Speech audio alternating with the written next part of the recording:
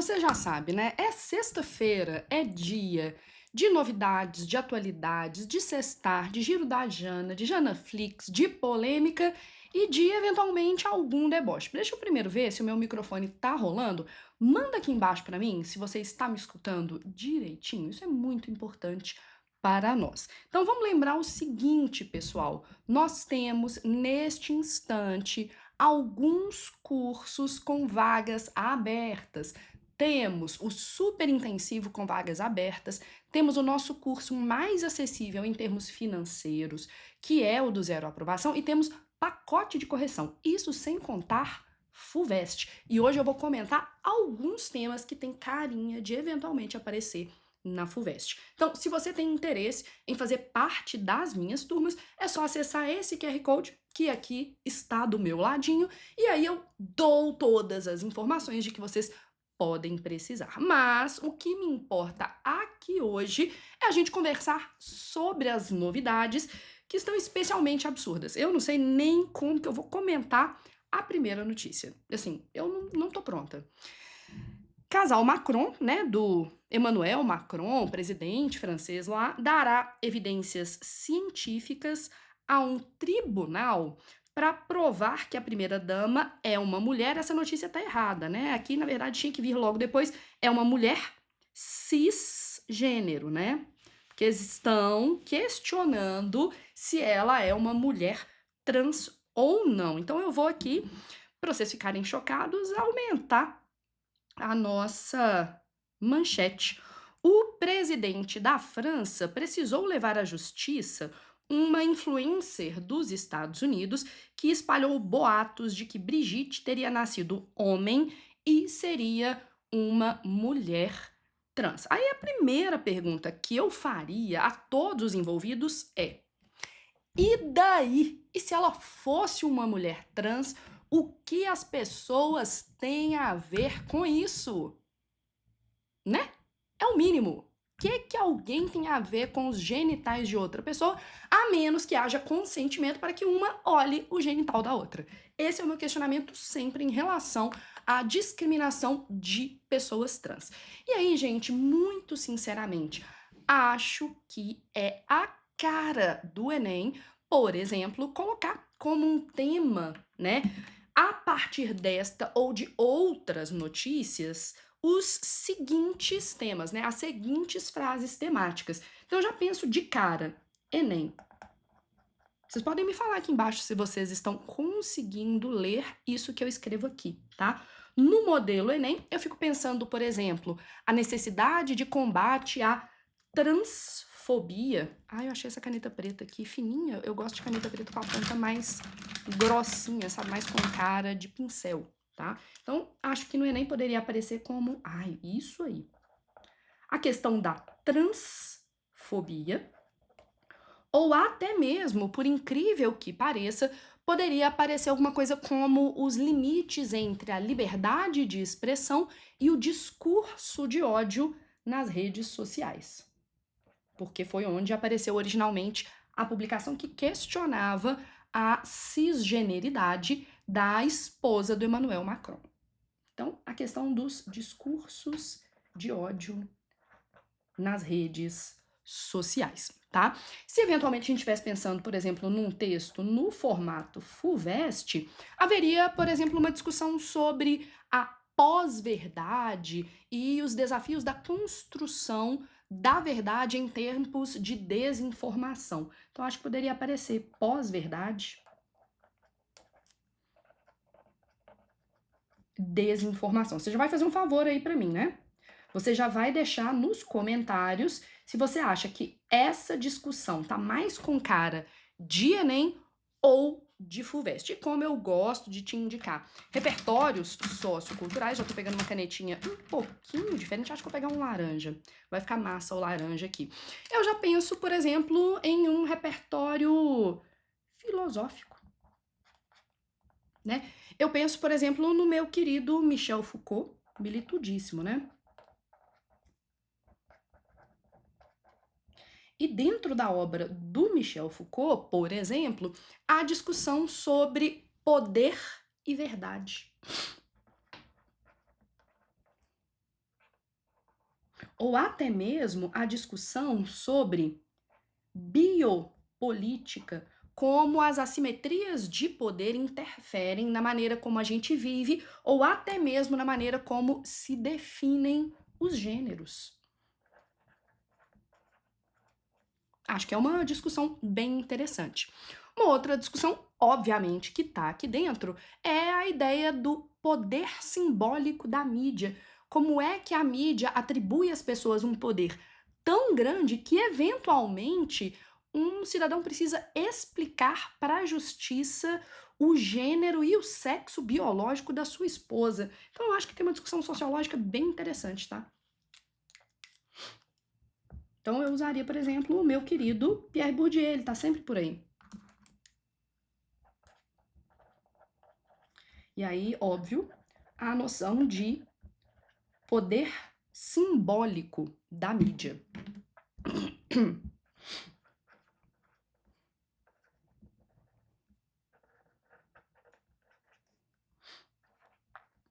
Se a gente fosse pensar, por exemplo, num filme, tem um documentário bem legal que rodou muito durante o tempo da pandemia, que é o Rede de Mentiras. E aí eu não preciso falar mais nada, né, gente?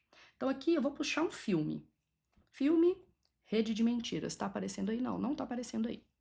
Então aqui, repertório cinematográfico, Rede de Mentiras. Como as mentiras, as fake news, a pós-verdade, a desinformação é construída nas redes sociais.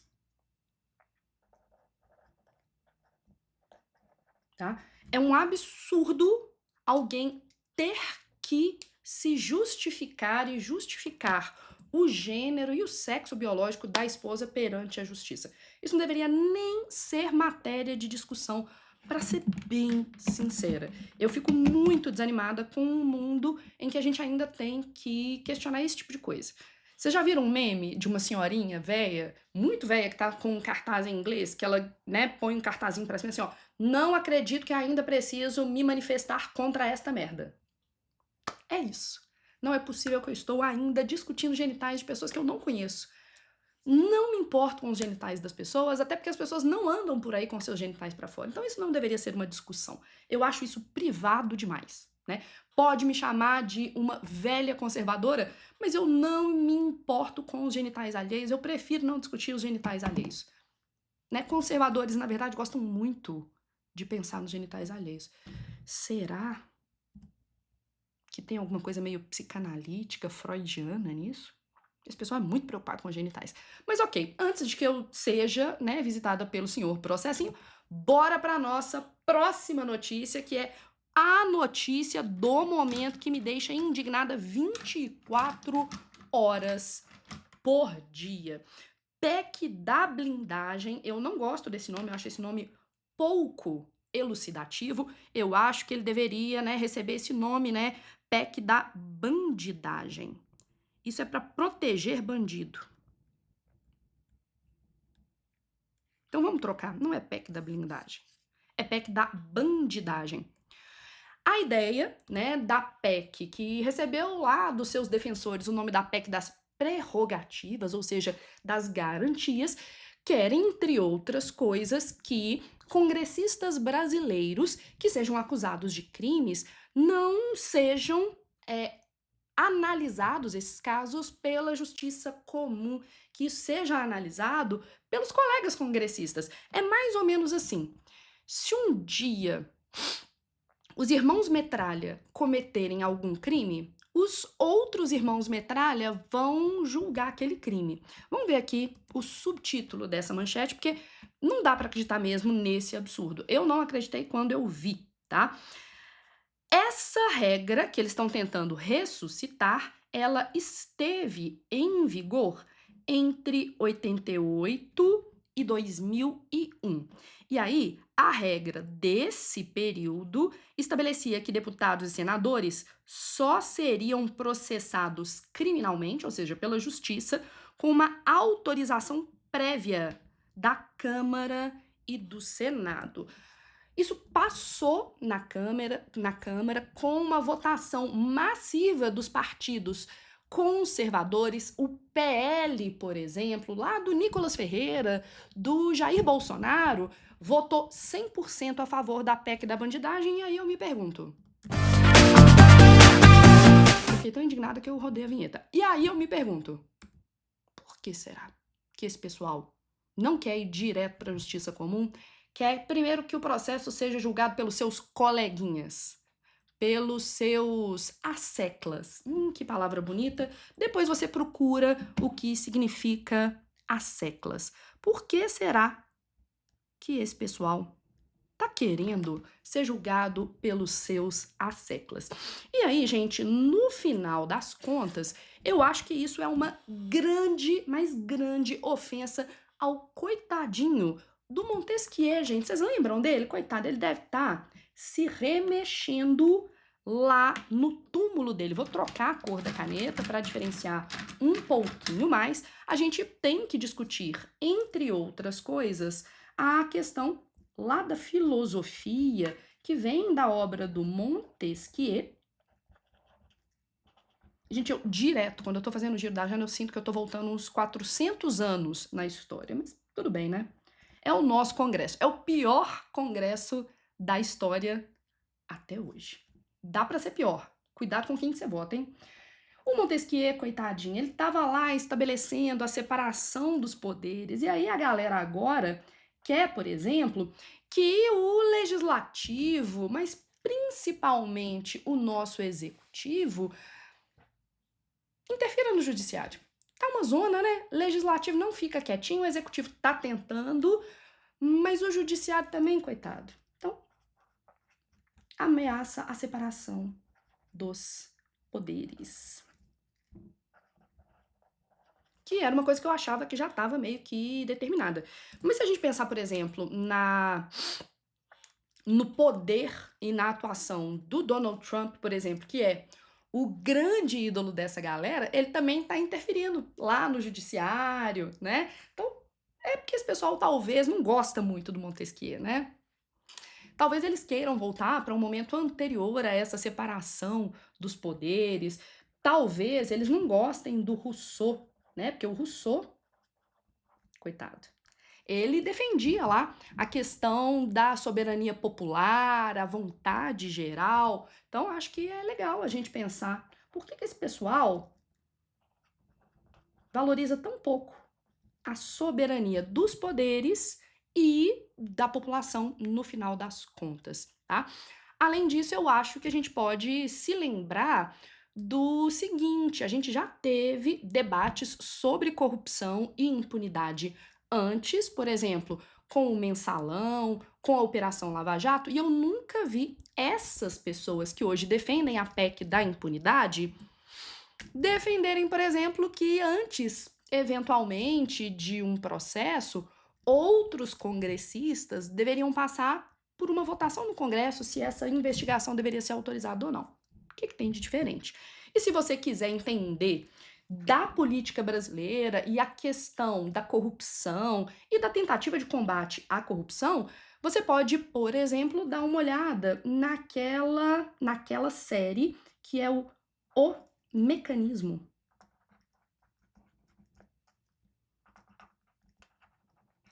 Da Netflix. Ó, nem deu certo aqui, ó. Aí, o Mecanismo da Netflix.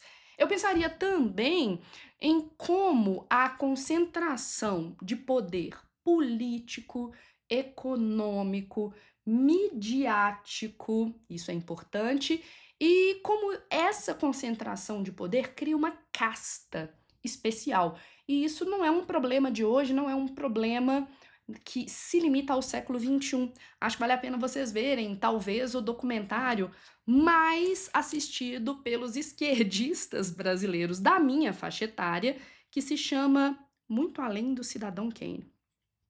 Um clássico. Que vai falar mal da Globo e fala do poder político, econômico, social e cultural das redes, da Rede Globo. Então, acho que vale a pena dar uma olhada no Muito Além do Cidadão Kane.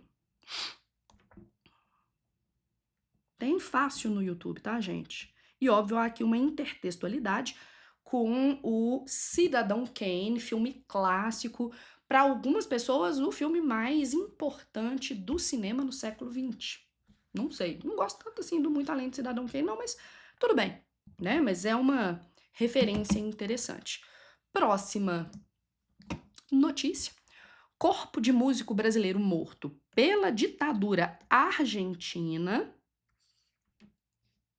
é identificado 50 anos depois da sua morte. Entidade forense localiza os restos mortais do Tenório Júnior, desaparecido enquanto participava da turnê de Vinícius de Moraes e o Toquinho em Buenos Aires, lá em 76. E eu vou ser muito sincero, nessa questão da investigação e da punição dos crimes cometidos durante regimes autoritários, a Argentina dá um show na gente. Então, se você quiser, por exemplo, você pode assistir a um filme que conta como os argentinos fizeram, pelo menos parcialmente, justiça contra os envolvidos no regime ditatorial de lá. Tem um filme muito bom, recente, chamado 1985, tá? Muito bom filme, dá vergonha de ver esse filme e pensar o quanto que nós somos incompetentes em punir de fato as pessoas que ameaçam e depõem o Estado democrático de direito. E sim, isso é um recado que eu tô aproveitando para dar para falar assim, ó, sem anistia. Não, anistia de jeito nenhum. A gente só chegou neste ponto agora porque a gente não julgou os envolvidos com a ditadura civil-militar de 1964 a 1985. Talvez os argentinos não estejam enfrentando novas tentativas de golpe, a exemplo do que a gente viu, por exemplo, no 8 de janeiro, porque eles puniram exemplarmente quem fez merda no passado, tá? Mas, como eu não quero aqui só ficar reclamando, eu acho que a gente pode, por exemplo, pensar mais uma vez na Hannah Arendt, né? E vamos pensar, por exemplo, que esse indivíduo que assassinou e tentou sumir com o corpo desse músico brasileiro, talvez a ele se aplique o conceito de banalidade do mal da Hannah Arendt. Ele era um funcionário do regime. Então, eventualmente, o conceito de banalidade do mal se aplique, né? Eu gosto de pensar também na questão de uma memória coletiva, a importância da memória, do resgate, do estudo da história. Isso já apareceu em alguns vestibulares. Acho que vale a pena vocês darem uma olhada na obra de um sociólogo chamado Maurice, que ele tem um nome francês bonito, Halbwachs. E a noção de memória coletiva e história. Deixa eu ver se vai caber. Vai.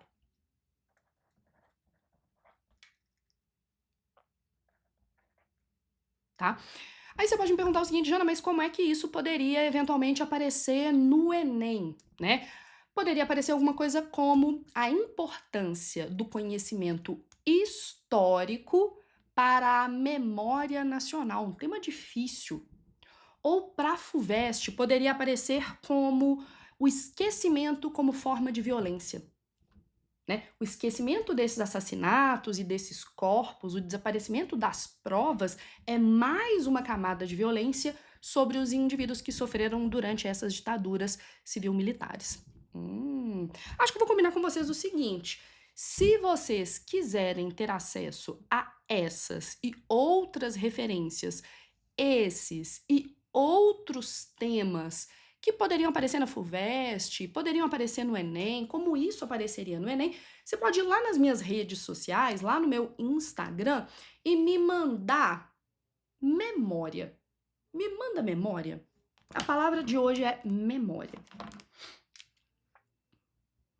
Se você me mandar memória lá no Instagram, eu te mando a pesquisinha que eu fiz para gravar esse quadro. O que que você acha? Tô usando esse acontecimento aí como ponto de partida no final das contas, ok? Podemos seguir adiante? Deu tempo aí de você anotar que você vai lá no @JanaRabelo? Beleza. Vamos para mais uma notícia. Essa daqui tem carinha de Enem, tá, gente?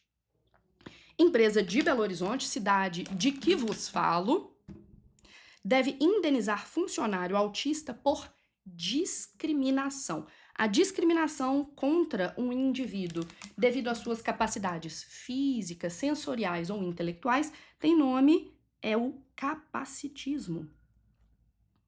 E o autismo ainda não caiu no Enem, hein, gente? Pode aparecer nesse ano. Acho que vale a pena dar uma olhada nessa discussão sobre as formas de violência contra pessoas autistas.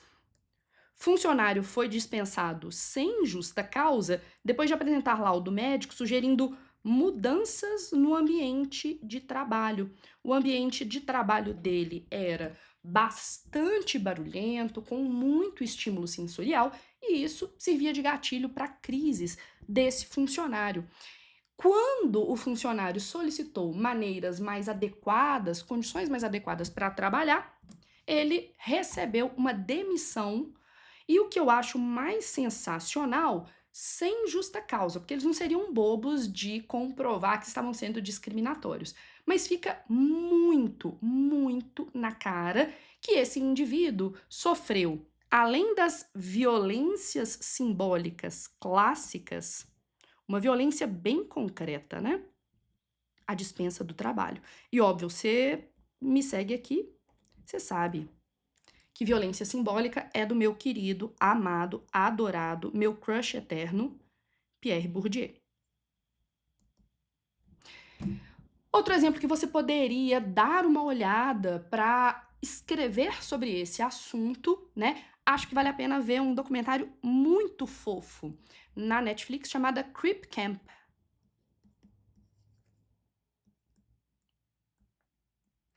Que traduzindo seria Acampamento dos Aleijados, tá?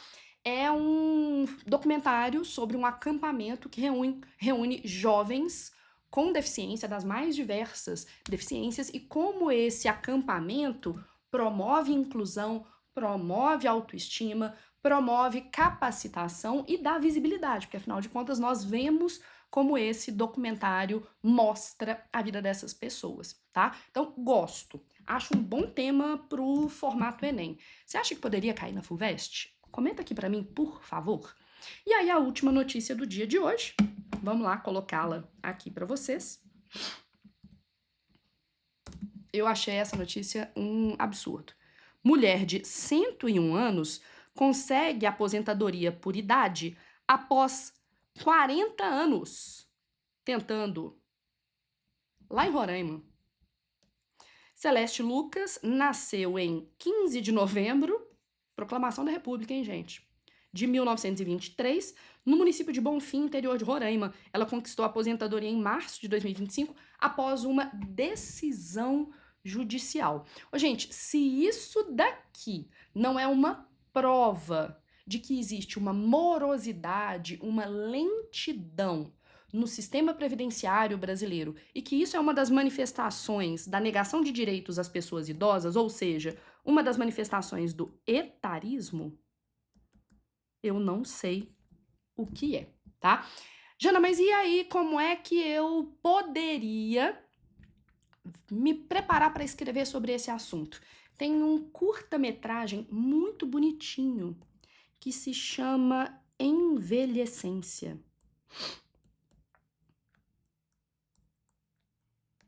E aí o envelhecência, óbvio, tem aqui um trocadilho com adolescência, é um documentário brasileiro que fala sobre o envelhecimento populacional brasileiro e mostra como que a gente não está preparado para isso.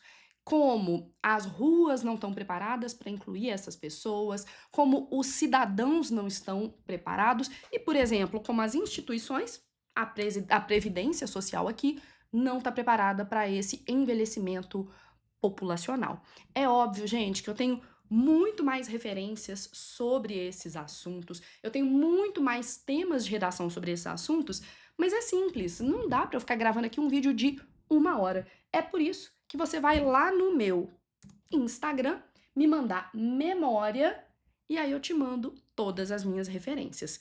Espero que vocês tenham gostado deste vídeo e de todos os outros que eu tô lançando. Deixa aqui embaixo seus comentários e se você tiver interesse em ser meu aluno, vai ali naquele QR Code que eu te mando todas as informações. Foi um prazer ter estado com vocês, mas acima de tudo, eu quero dizer o seguinte: é preciso estar atento e forte. O golpe é diário, só que cai quem quer. Beijo.